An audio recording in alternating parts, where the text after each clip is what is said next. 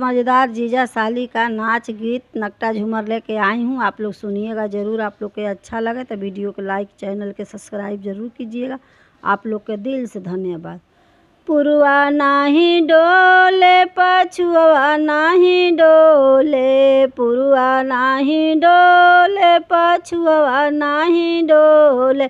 दीदिया रे दीदिया जीजा पे मनवा डोले, दीदिया रे दीदिया जीजा पे मनवा डोले, दीदिया रे दीदिया जीजा पे मनवा डोले। पुरुआ नाही डोले पछुआ नाही डोले, पुरुआ नाही डोले पछुआ नाही डोले। दीदिया रे दीदिया जीजा पे मनवा डोले, दीदिया रे दीदिया जीजा पे मनवा डोले, दीदिया रे दीदिया जीजा पे मनवा डोले। तोर रजजी गोर बन हमारे रजजी करिया, तोर रजजी गोर बन हमारे रजजी करिया।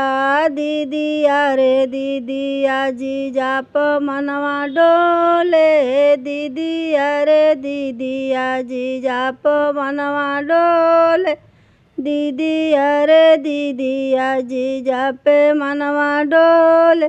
तोर रजजी गोर बने हमारे रजजी करिया, तोर रजजी गोर बने हमारे रजजी करिया।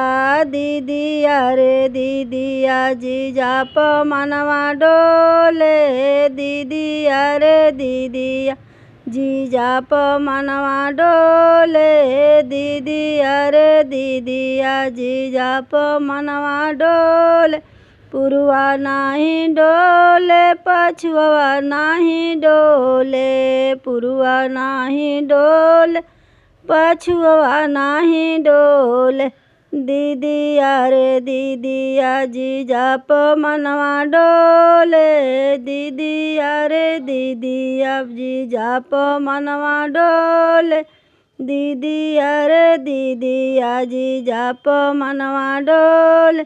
पुरुआ नाही डोले पछुआ नाही डोले, पुरुआ नाही डोले पछुआ नाही डोले। दीदिया रे दीदिया जीजा पे मनवा डोले, दीदिया रे दीदिया जीजा पे मनवा डोले, दीदिया रे दीदिया जीजा पे मनवा डोले, दीदिया रे दीदिया जीजा पे मनवा डोले।